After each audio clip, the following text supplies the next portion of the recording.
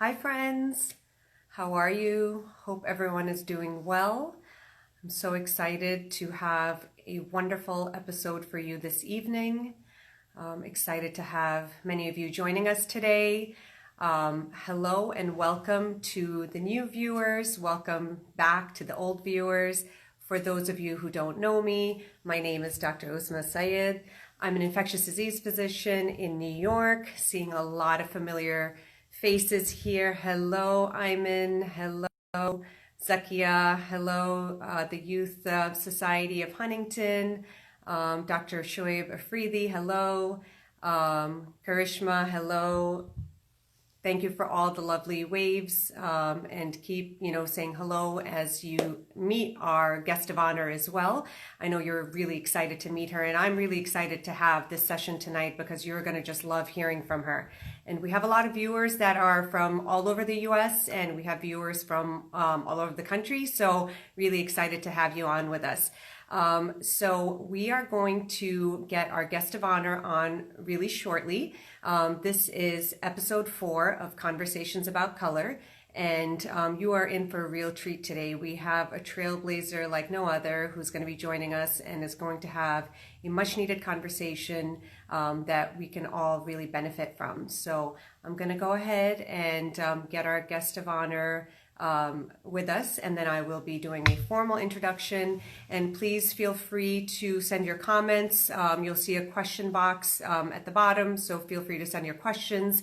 A lot of times we will be answering many of these questions as we're conversing. And if there are anything in particular that you really want us to address, please do send it in the question box, and we'll try to get through all of your questions. And let me go ahead and get Dr.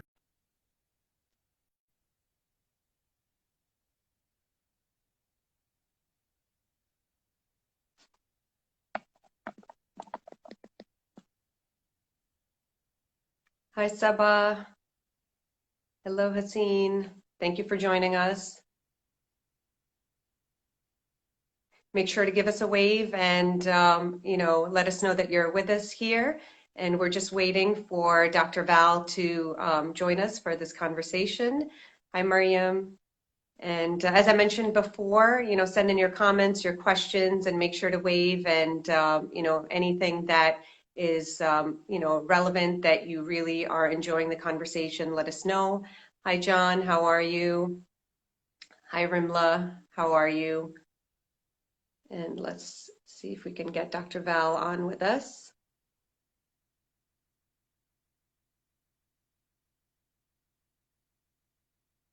Okay.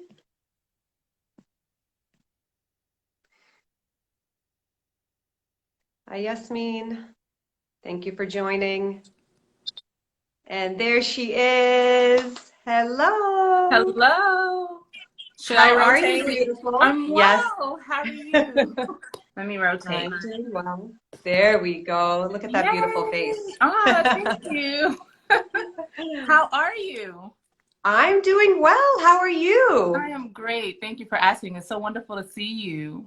It's so great to see you. I know we chat on the phone, but there's nothing like this face-to-face, kind That's of right. connection, and we have so many of your fans joining us. Yasmin, Ah, Asma, everybody. People are waving. I told them to just keep waving and saying hello as they join us. I'm so We have excited Hi to chat. I'm Cornelius. so excited to have everyone on. Oh, It's going to be I am fun. so excited that you're here. Hi, Allison.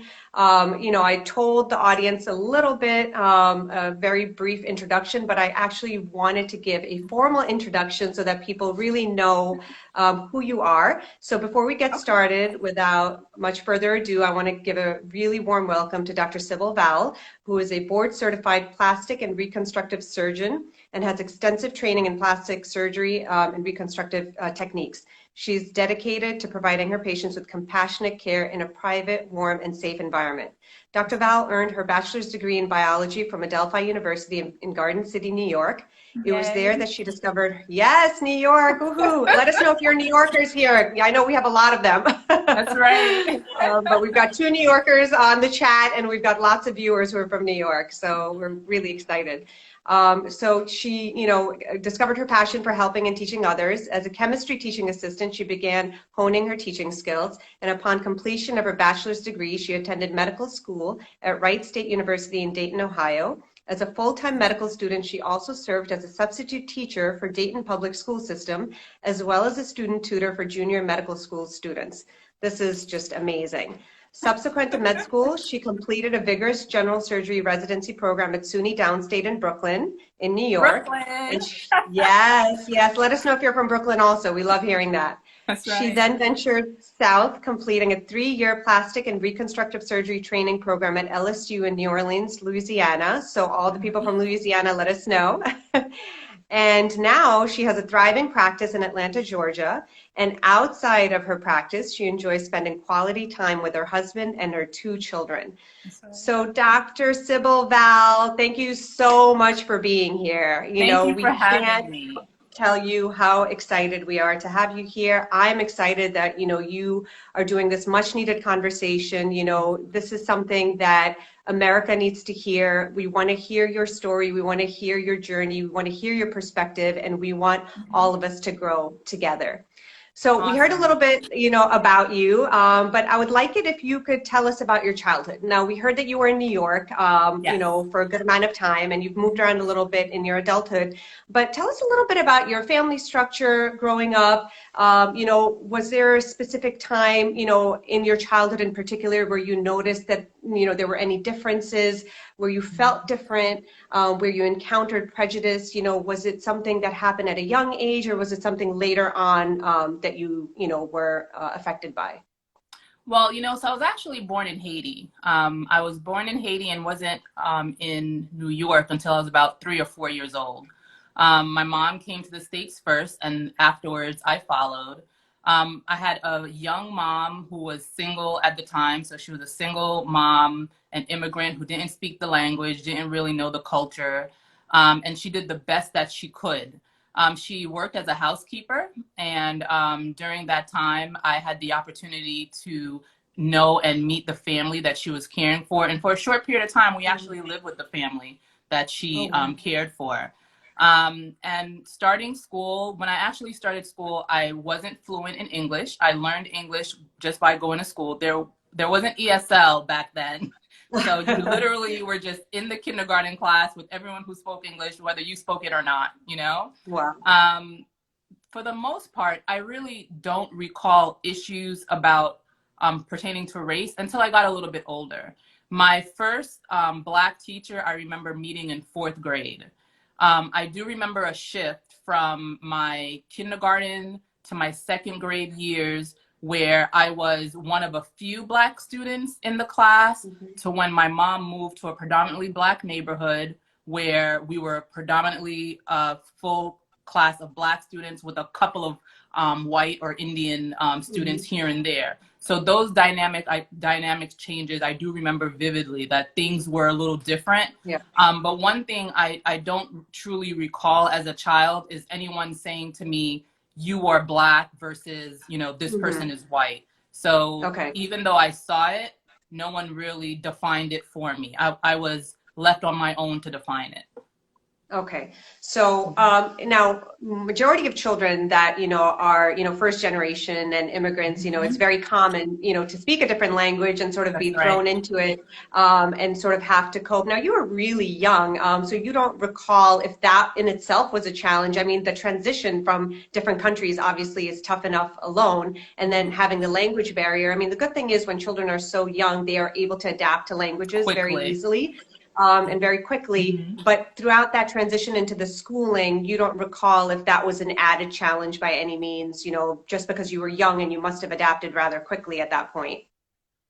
So no, I don't recall that being a challenge, but I do remember being different because I was Haitian. I remember that the food we ate was different, that my mom had an accent. I was a little embarrassed about her coming to school because of her accent. My mother at home called me Sybile. At school, they called me Sybile. So there was always that dynamic of, you're not quite American, even though you've been here and this is all you really know. And you're not quite Haitian because you're being reared in America. And, foreign parents really want you to become American.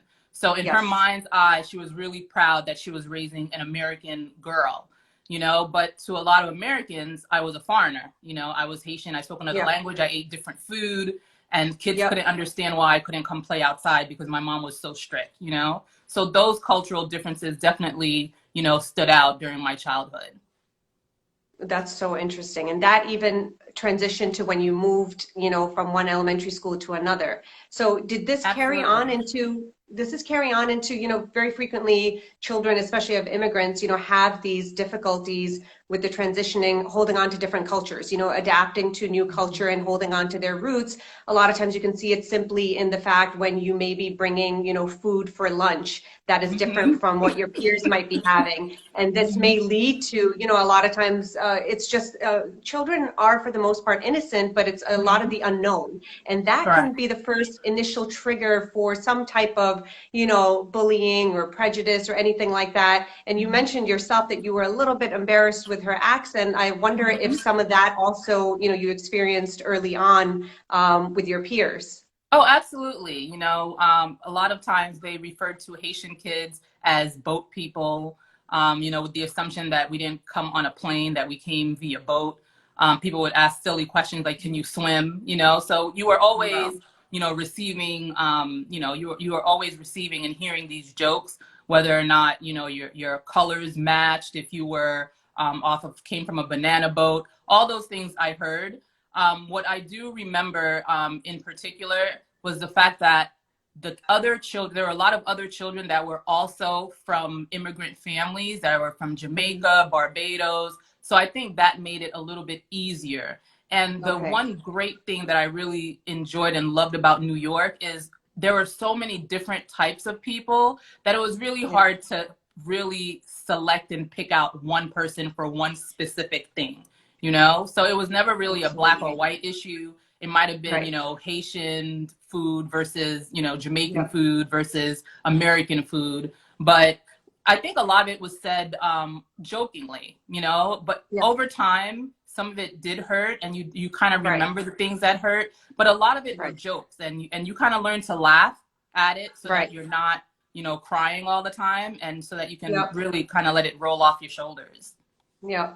And unfortunately, we always know that there's always, some truth behind a joke, and that is sort Hmm. of, a passive aggressive way of sort of people Yes. exerting their behaviors. And, Yes. now, we're trying to, correct those because for a That's right. child, it's very difficult, That's to right. deal That's with that. right.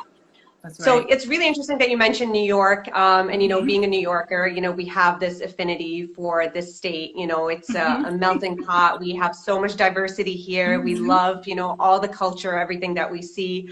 But there are challenges even with that because sometimes, when you do have a lot of diversity, oftentimes people can get segregated still. There can be pockets of different That's regions right. where people can still be isolated, even though there's so much diversity. You're still in your little silo.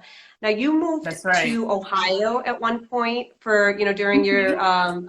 your studies, and then you moved to the South. You moved to Louisiana, then you moved to Atlanta. Tell us Hmm. a little bit about, your transitions from, the North to the South. Was there, a stark difference, your experiences, whether it was, your challenges in your education or even in your practice, or even in your lifestyle? Did you feel like there was a huge change, or was it rather, easy and seamless and the transition was, you didn't notice a difference at all? Well, I first must say this. When I went to college, I went to Adelphi, as I mentioned, and I was so excited. The first person in my family to be going off to college. Really Awesome. didn't know anything about the process, but it was there that I started asking myself questions about race.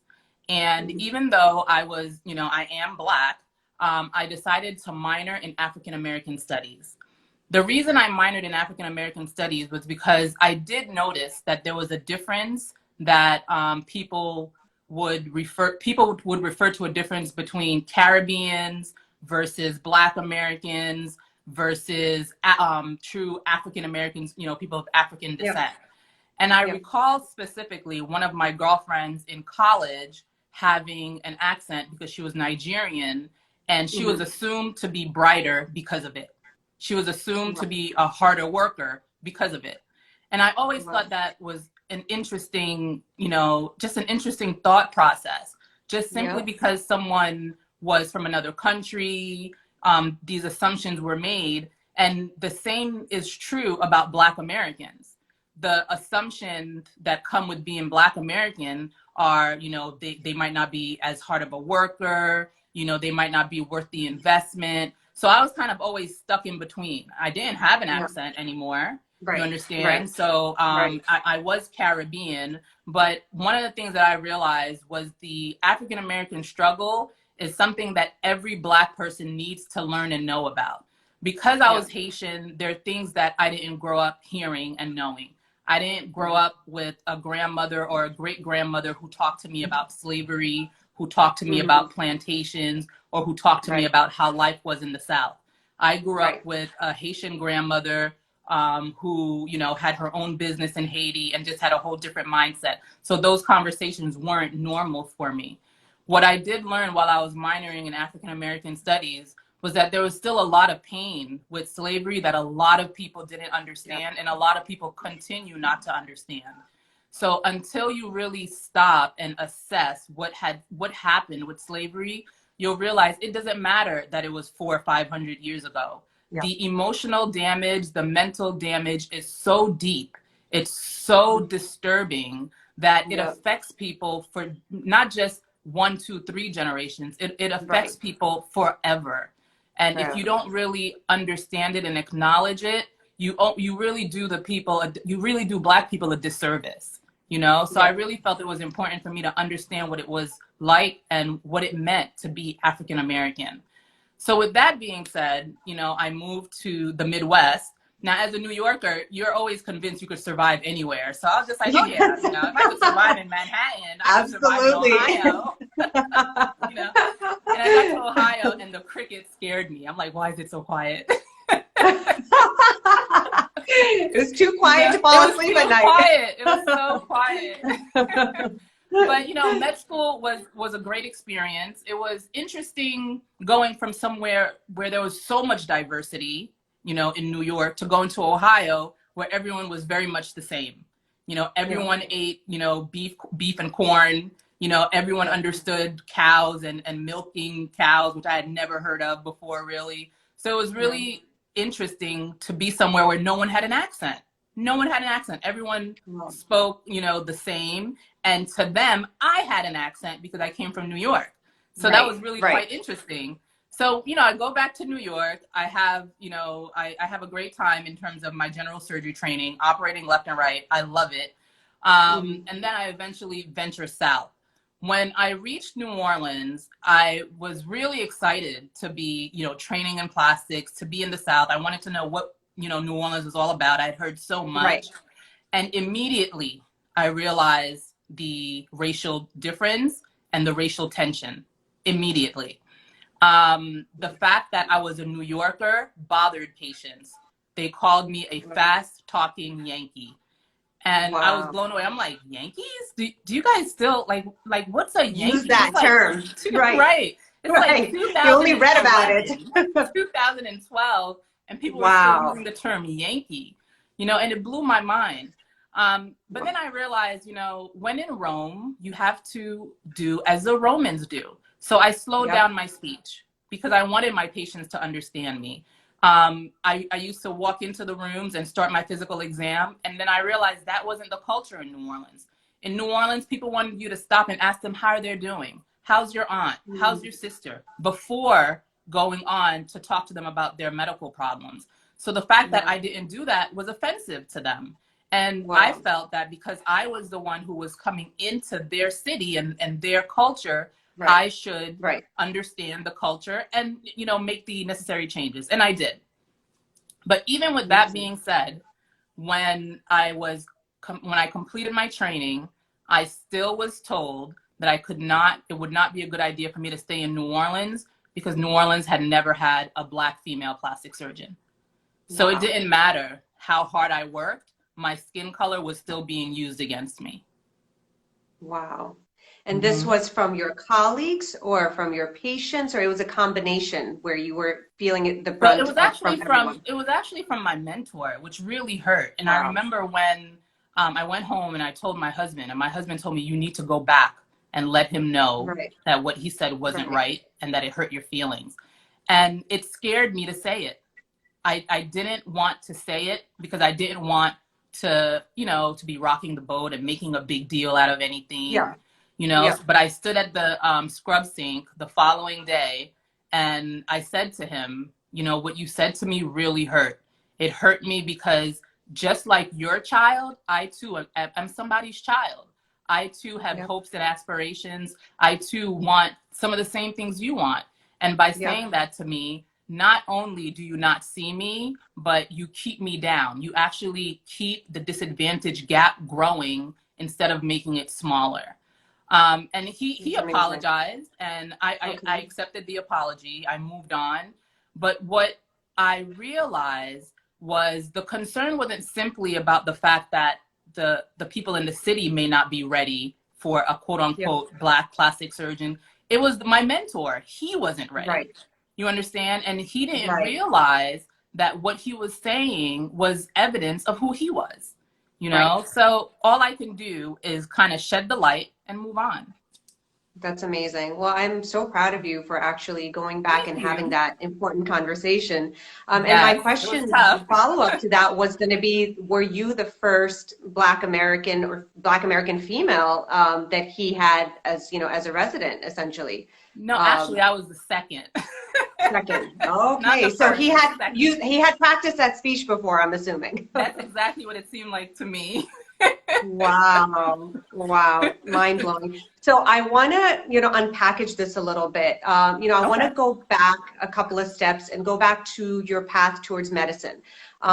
You decided, that you were going to pursue a career in medicine. You mentioned before that you were the first one in your family to go to college. That's correct. Right. That's correct. Was there, a particular mentor, a friend, or somebody who influenced you? What was the drive that got you into the medical field?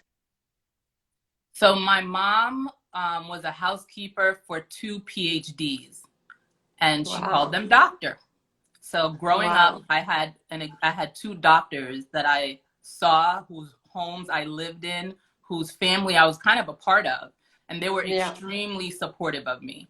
When I went to college, they helped me in terms of picking out my schedule. They helped me major in bio. At one point, I thought I was going to major in Spanish, but they really encouraged me to go towards the sciences.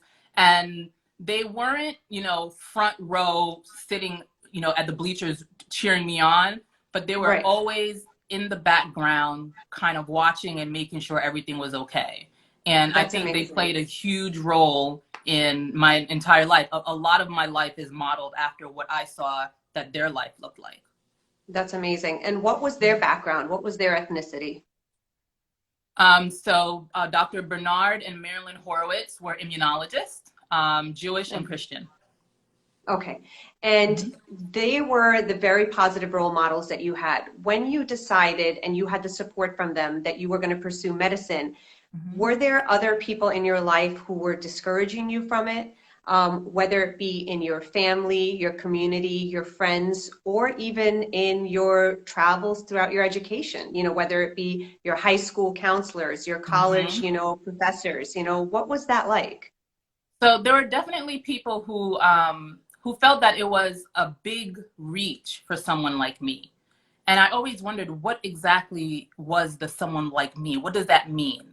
So no one ever said you can't do it because you're Black, but they always said, wow, like, you think you can do that, and I'm just like, yeah, like, why not? Right. That was my thought process. Absolutely. So I had people tell me and give me recommendations. I had an advisor from the bio department who said to me, I don't think medicine is for you. Maybe you should consider becoming a teacher. And when he said it to me, I thought, being a teacher wouldn't be bad, but why can't I be a doctor? There really wasn't an explanation. But what I found interesting was when I actually was going through the process and applying, because I'm sure Adelphi, it's in Garden City. It's a school where the vast majority of the students have resources. So when I was applying to medical school, I couldn't afford the entire application process. And the pre-med advisor was not aware that there were resources for disadvantaged students because the vast majority of their students weren't disadvantaged. So Wow. I literally called over and over again trying to get people to waive the fees. And finally, I found out that you were actually able to apply to 10 schools for free. And when I found this out, I was baffled that no one else knew this, you know? And I remember telling myself, I had to let everybody know, you can apply. Don't let anyone tell you that you can't apply because of money. You can apply, you know? Amazing. And I knew if I applied, I was getting in. I was convinced. I'm like, all I need is an opportunity to apply. And that's it. I'm kicking down the door. You just need the foot in the door. Absolutely. I mean, that's amazing. But, you know, it really shines light on this huge problem that exists, that there were probably so many other Dr. Vals before you that just did not pursue it because they felt that they couldn't even start the process because they didn't know, you know. That's right. And that's such an important message there. So you got through medical school. I mean, you got to the point of applying to medical school. Obviously, you were accepted and you enrolled. And then throughout your journey, throughout medicine, at some point you decided that you wanted to pursue the surgical field and specifically plastic surgery. So being in medicine, I know how competitive this industry is and how, you know, women in medicine used to be fairly underrepresented. Now we have really a lot of women entering med school and in med school currently, which is a great thing. But the surgical fields in general are really not well represented by females, and especially plastic surgery. And we're talking about now plastic surgery, a female and a Black American female. So this is really, you know, you are breaking all the molds and really, you know, representing well. But I can only imagine the challenges you must have had when you made that decision and when you decided to go full force and, you know, pursue it. Walk us a little bit through that journey of yours. So I knew very early on that I wanted to be a surgeon. I was interested in ER for a very short period of time. During my first year in medical school, we had to select an elective. Of course, I selected the ER because I wanted to be an ER doc. And during my first week, the trauma team came in. There was a trauma code. There was a line of doctors that came in, and there was one female doctor leading the group. Her name was LaDonna Bryant. I looked at her and I said, that is me. And that was it. I was done. I told the ER guy, this was fun. It was nice meeting you, but I'm done. I'm going with them.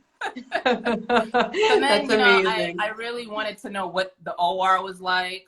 So I found a vascular surgeon who would allow me to come and watch his cases. I was only a first year, so I wasn't really allowed to scrub in and be in the hospital yet. But I just go in just to look and just to see what it was all about. And it was very rapid that I realized that I just loved this space. I loved being in the operating room. I loved putting on the mask. I enjoyed putting on the gloves. I like the blue sheets, you know, like I loved every part of the operating room. And then it was like, on top of all that, I get to operate and really change people, you know? So I knew very early on that I was going to be a surgeon. Now, of course, the vast majority of my classmates who were interested in surgery were men, and they were white men. They didn't discourage me, but I didn't fit in. So they would hang out and, you know, have beers, and I was by myself. But I was okay with that. And I think for a long time, I've been okay being by myself, even now, you know? So I just knew that it was going to be a little bit different for me, but I was willing to, you know, stay the course because I felt that the reward was so much greater. So when I went to downstate in Brooklyn, I absolutely loved operating. And I mean, Brooklyn, SUNY Downstate is one of the toughest general surgery programs in the country. And I mean, at one point, I would almost have described it as malignant. It's a tough program.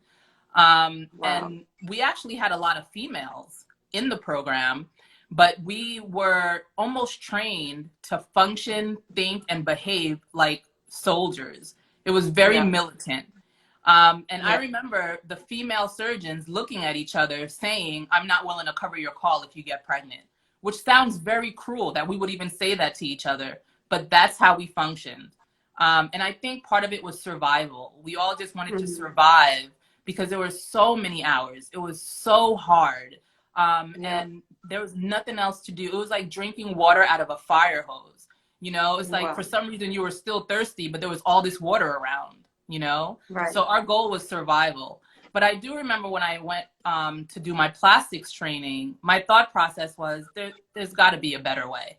You know, it can't be another couple of years like this. So I definitely went into plastic surgery with a different mindset. I also went in married. I was married when I started my plastics fellowship. I knew I wanted a child, and I knew I was going to plan to have a child during that training. So my husband and I had talked about it, and I was like, all right, second year will be the perfect time. I have the baby at the end of my second year, take a couple of weeks off, and then go back into my third year. And I was thoroughly surprised at the lack of support when I was pregnant. There was absolutely no support. As a matter of fact, there was actually, there was a news segment. That's right. There was a news segment we were doing.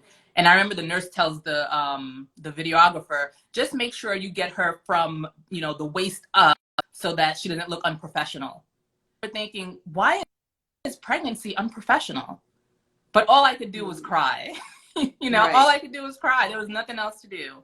And I did everything that I could to make sure that my pregnancy wouldn't be held against me. So I took extra call before I delivered. You know, I didn't take vacation that year so that my maternity leave and vacation would all kind of blend in. And then I went back during my third year and finished it out. Yeah, these are such common challenges, unfortunately, that women face in medicine. And it's, you know, such a common theme. And unfortunately, in the surgical fields, especially, there isn't really that support system that's built in. That's right. So, you know, the challenges are just, you know, just phenomenal. And it's really, you know, not really a nurturing environment. During your interviews, when you were going for specifically, you know, for your residency and then your fellowship, were you asked ever about, you know, as a female, you know, do you have any plans on having a family? You know, I know this has come up many times with even whether it be, you know, the program directors or anybody, or, you know, a lot of times there are other residents that are there for interviews, and they will a lot of times do some, you know, unofficial screening, and they will talk about that. Yes. Oh, what are your plans? Or are you married? Or do you have children? Are you going to get married? Are you going to have children? And did you feel like some of these questions were heavy towards you as a female, and also because of, you know, being a Black American female? Did you feel like you were getting certain questions directed towards you that somebody else may not be getting? You know, I think because I grew up in an environment where people teased me a little bit, and I knew how to give quick answers and make jokes of things, I think I was able to handle and kind of bypass a lot of that stuff. You know, so when people would ask me, if I was thinking about having children, I'd always bounce it back. Like, how many children do you have? Did your wife help you? How did that work out? Ooh, that sounds challenging. You know, I don't know if I want to do that, or maybe I should. You know, I'd kind of put it right back in their court, you know, so that I wouldn't have to deal with the question myself. So I learned how to dodge bullets. That's amazing. And you learn how to dodge bullets when you're young and Black in America.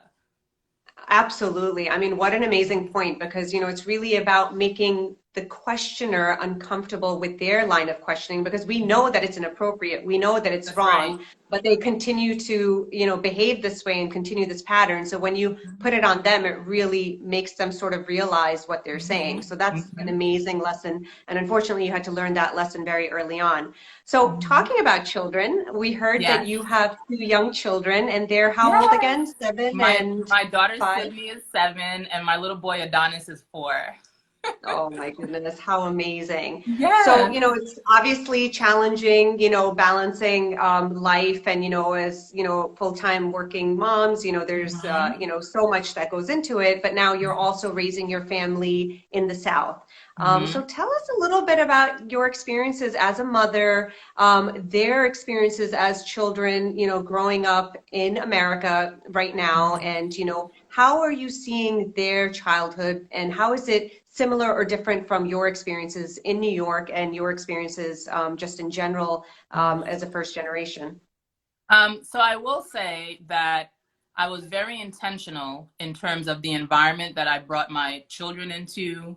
My husband and I spent a lot of time talking about having kids because I was actually really against it for quite some time. Because I just feel like it's such a harsh world. You know, are we really prepared? Is anyone really prepared to bring a child into this world? And I just couldn't say with 100% confidence back then, yes.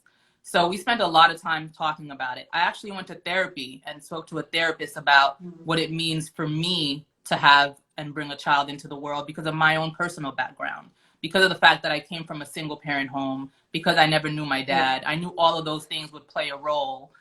So I wanted to be really intentional to set the children up for success. I think a lot of times, a lot of things fail because we don't realize what we're bringing into the relationship. You know, marriages fail not simply because of the two people in the marriage, but it's because of everything that they both brought into the marriage, and they're not even really able to see it. So I wanted to succeed as a wife, and I wanted to succeed as a mom. So I really took the time to do the homework, and I'm still constantly assessing and reassessing. I'll give you a great example. My little girl came home about 3 or 4 months ago. We put her in a new school last year, and she came home to me and told me that one of her friends touched her hair. Now, we literally just put her in this new school, and one of my questions and concerns was diversity. So when she told me this, I spoke to my husband and mentioned it to my husband, and my husband and I had two different reactions. So my husband was upset. Why are they touching her hair? Like, this is ridiculous. We need to talk to someone about this. And my reaction was, you know, let's not make a big deal and see what she thinks about it. And also, why has this other little girl never seen hair like my daughter's? So that was the question I was kind of asking. And we kind of had to talk through it to make sure that we weren't giving her our biases. So when we all were talking about it, so my husband goes, so did you let her touch it? Did you let her touch your hair? My daughter's like, yeah. And she moved on. And I said, all right, let's let it go. And we let it be. But the thought process for us as parents is, how do we teach her that it's okay to be her, that she's not different?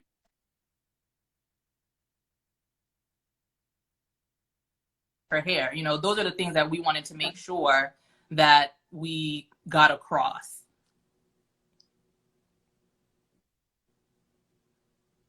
Oh, did I lose you there? Oh, I'm here. I can see you now. Oh, there you go. Okay, good. Yeah, I think we froze for a quick Perfect. second.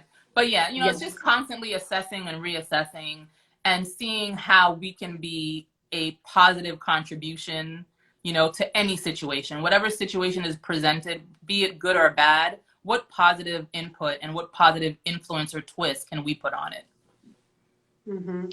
I mean, that's amazing. And you really have to have a very, you know, conscious, you know, effort into it, and a thought process behind, you know, what are your actions going to do to her, you know, specifically, and her upbringing. With what's going on right now, have you, I mean, your daughter's younger, your son's a little bit older. Have you had any conversations with him? I mean, children talk. I know they're not in schools right now necessarily, but, you know, my son was having a virtual class meet, and there was another student that was talking about what was going on. So it's not that they're completely isolated from, you know, reality. Has that come up with your children at all? Have you had the conversation with them? Have they asked you any questions? So I watch a lot of CNN. So my little girl, who's my 7-year-old, she's kind of noticed, and she sees all the rioting and the protesting. She's seeing the fires. So she did ask me about what was going on. And it was so interesting to hear what she said. I was like, oh, there was a police officer that killed someone. Oh, did they arrest him?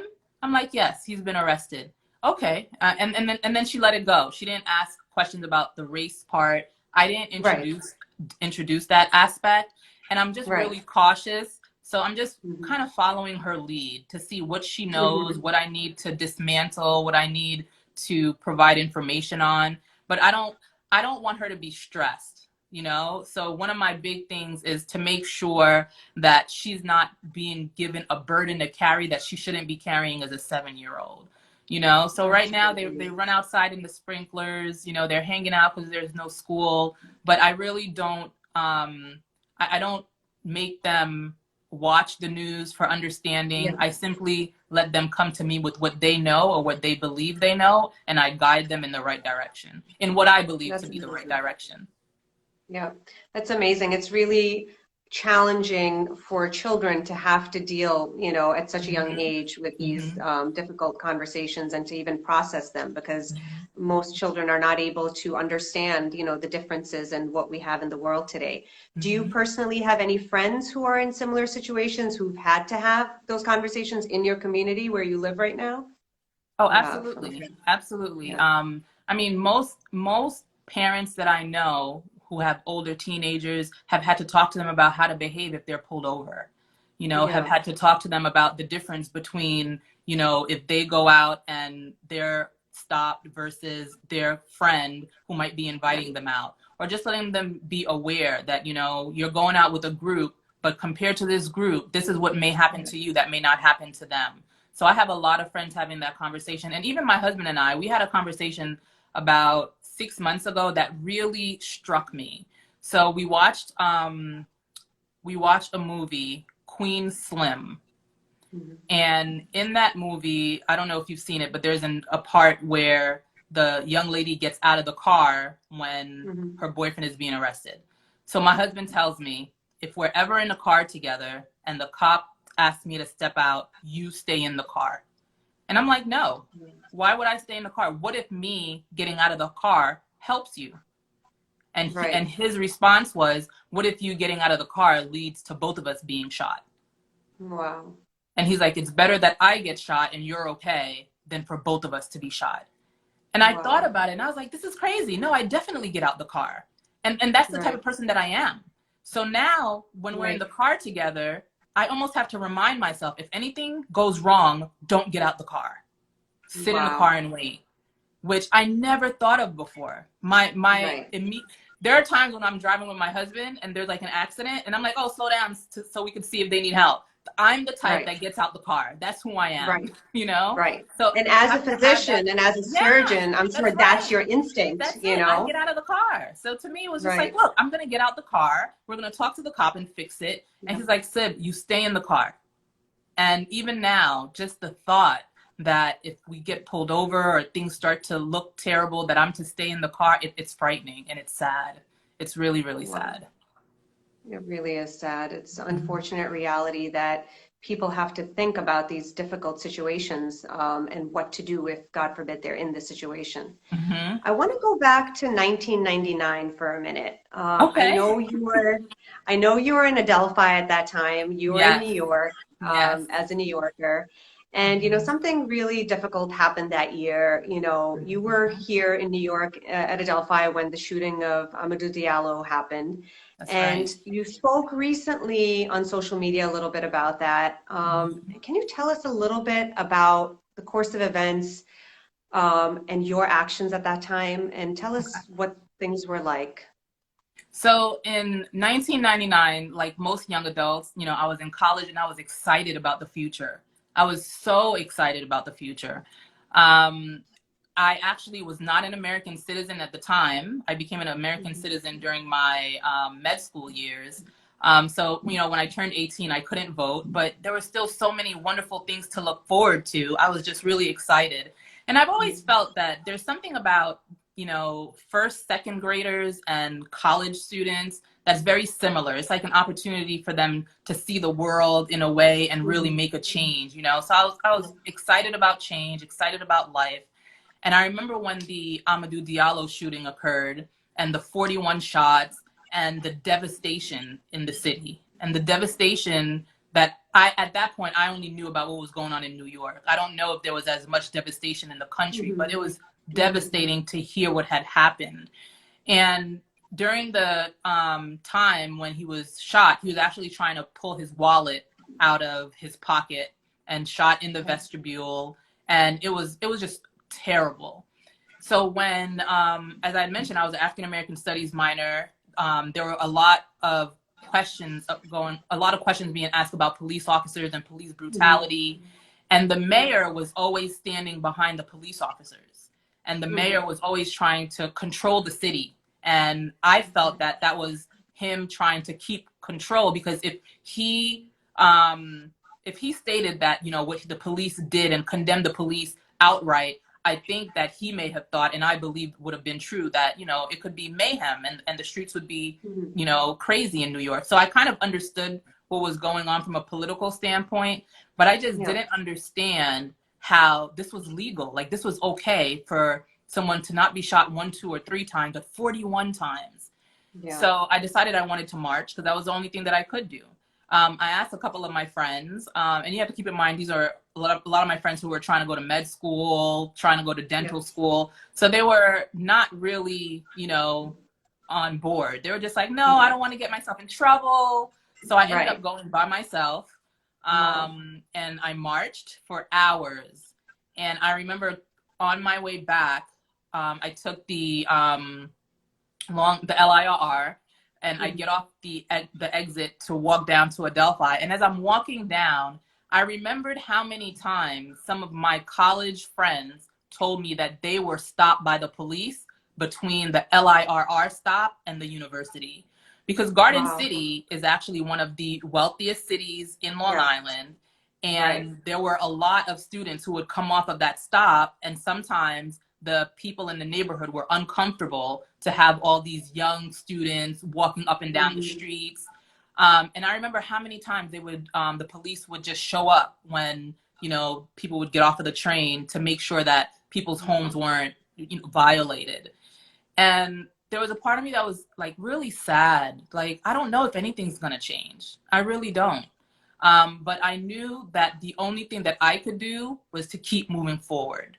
And I figured change was going to come. I just didn't know when it was going to come. But I truly believed change was going to come. But then more people kept getting shot. I remember Sean Bell. When Sean Bell got shot, it was like the night before his wedding.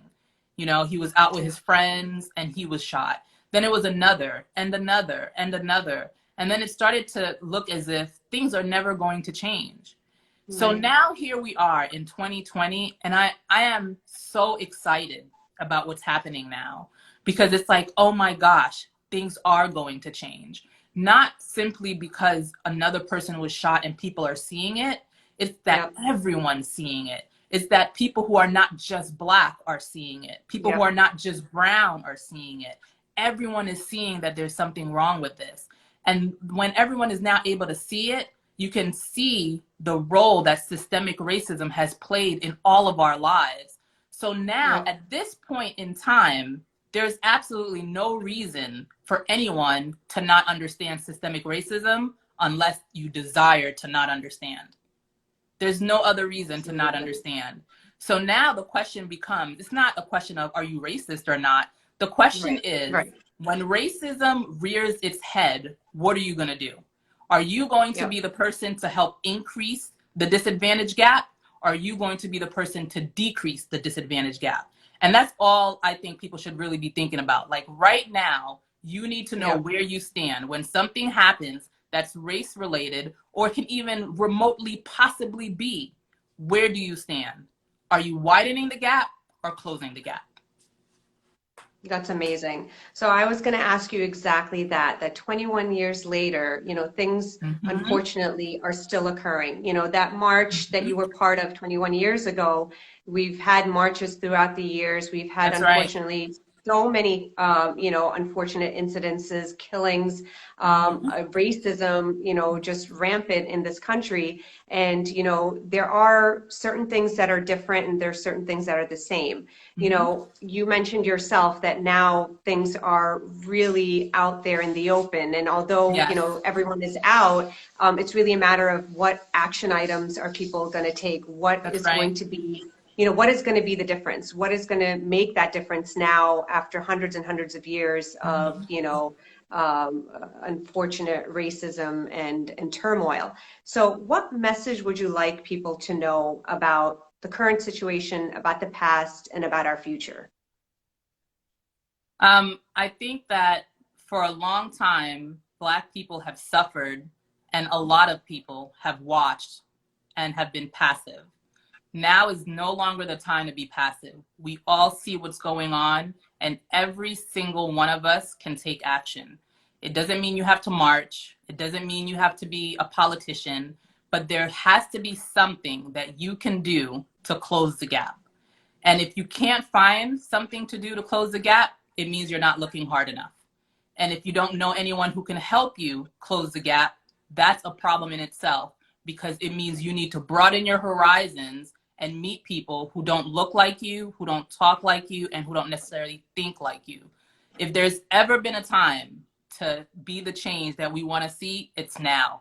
It's not tomorrow. It's not 2 weeks from now. It's now. We all have the responsibility to close the gap that systemic racism has caused, and that's the damage that it's caused to so many people. It's not that hard to do. There are Black people everywhere, all around us. There are brown people all around us that can use a helping hand, that can, use some support, that you can just listen to, that you can just understand and hear their experience. There are so many ways that we can close the gap. And I think if we do it as a collective, we'll close it faster. And before you know it, we can get to the point where we're not just talking about Black lives, we actually get to talk about all lives. But when people are talking about all lives, we can't get to all lives, which is on level 15, when Black lives on level 2 hasn't been fixed. So we have to go floor by floor, tearing down the racist rhetoric, tearing down these false beliefs, tearing down these fears, so that we could eventually get to the point where we're talking about humanity as a whole, where we can actually really care about what everyone's doing, not just where we live, but globally. That's amazing. I couldn't have said it better. And I just want to tell you that, you are a change maker. You are a role model for so many people. And, I'm so honored to call you a friend. And I'm so honored that you joined us today, because I think people really need to hear your message. I too am optimistic like you. And I think, this is a change, and this is hopefully the change that we've been waiting for. And I think together, we will get through this. And I think you just said it so beautifully, so eloquently. And thank you so much for everything that you do. And thank you so much for your wise words. Thank you. I do want to specifically thank you for having me on. I know there's been a lot going on. As an infectious disease doctor, you were at war.